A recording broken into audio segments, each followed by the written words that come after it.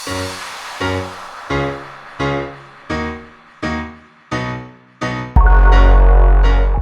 بكم في الجزء الثاني من الحلقه. لازم قبل ما نبتدي نتكلم عن التحرش لازم نقسم المتحرش لقسمين. الاول متحرش الكورنيش، وده بيبقى عنده من 9 ل 22 سنه تقريبا، وبيبقى واخد الموضوع لعبه، وده في الحقيقه انا بعتبره نص مجرم، لان المجتمع كله مسؤول عن اللي هو وصل له. ما هو اصلا قاعد طول السنه في مدارس انتوا عارفين هي عامله ازاي، وبيخرج في العيد بيشوف حلاوه روح وعبده موته والالماني، وبيبقى مثله الاعلى السبكي. طب انت منتظر منه ايه؟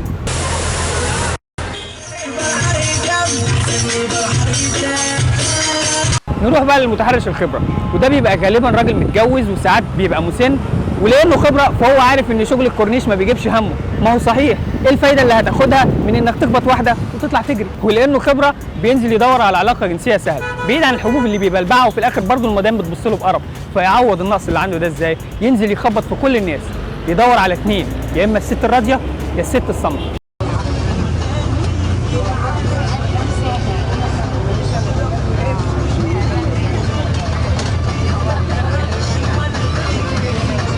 انا عارف الكلام اللي جاي ده هتهاجم عليه، بس والله ده بيحصل.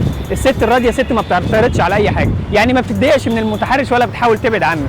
وعشان نبقى صراحه اكتر، في ستات متحرشات، وفي بعض الشباب اتعرضوا لده وهم بيشوفوني دلوقتي. والست الصامته، ودي بتبقى واحده خايفه تقول له ابعد وخايفه تبعد هي، يعني واحد جنبك او وراكي وعمال يخبط فيك، ايه حافيه؟ مفيش في رجليك حاجه تقطعيها على دماغه؟ حن عليا يا غزال، يا ريتني خلخال في احلى سيقان.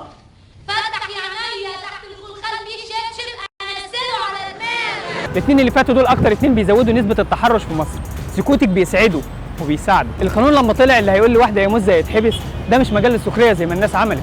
الاولى بيك انك تستغل ده، واللي يقول لك اي حاجه تضايقك امسكيه من قفاه واديه الاسم. زمان ما كانوش اكتر حشمه مننا عشان يبقى ما فيش تحرش ساعتها، لا، كان زمان البنت اللي بيتم التحرش بيها كانت بتنده على اولاد الحته ينفخوا المتحرش، وكانت بتبقى فضيحه ليه مش ليها. بقى اسمع عم اقول لك يا راجل، انت ان ما كنتش هتوريني عرض كتافك خلي ما عليك رجاله الحته يبهدلوك، فاهم؟ السؤال دلوقتي مين السبب في انتشار التحرش في مصر؟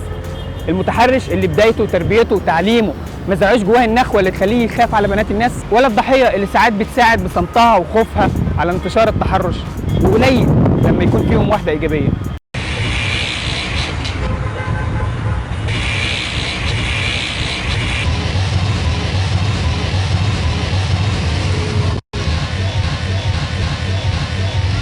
ولا التقصير الامني؟ انا شخصيا ليا موقف مع التقصير الامني في مواجهه التحرش، تعال نشوف معاه.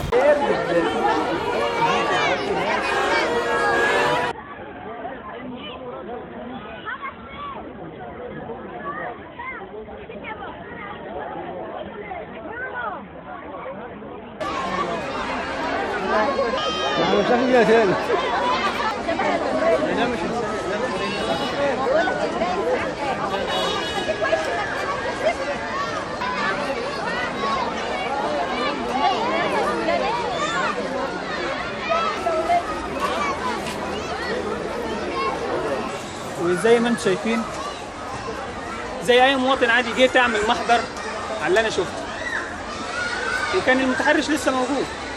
ممكن تلاقوه في ظهري دلوقتي اهو لابس اخضر. طيب فين النقطه؟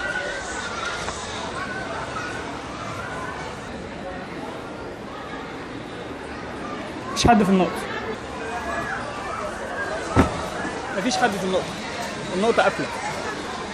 بس ربنا كرمني ولقيت واحد من بتوع الامن، طبعا ما رضاش يصور معايا. قلت له على الحاله، قال لي لازم صاحبه الحاله هي اللي تبلغ. صحيح، مش دايما العيد فرق. يعني ايه، انا شايفك عادي وفريش وبتعاكس ما شاء الله. البت بقى اللي بتتعاكس تقول لي مين لما انت بتعاكس؟ تقول لي مين يقول لي مين؟ طيب علم شغاله في ماشي. الشرطه، انا ضد اللي يقول ان لبس البنات هو السبب او ايه اللي وداها هناك. ده هي لو عريانه دورك انك تسترها، ولو المكان مكتوب عليه الرجال فقط يبقى ليك حق تتكلم، ولو لبسها مش عاجبك ما تبصش، وابقى احكم على بنتك ولا اختك قبل ما تحكم على بنات الناس. رساله الحلقه لكل الناس، ما تسكتوش، الصمت جريمه. وللدوله لازم زرع القيم والنخوه في الاطفال من وهم صغيرين، فمن شاب على شيء شاب عليه. ما تنسوش في نهايه الحلقه تعملوا لايك لصفحه البرنامج سيلفي تيوب بالعربي وبالانجليزي، وسبسكرايب للقناه وشير، واشوفكم الحلقه الجايه.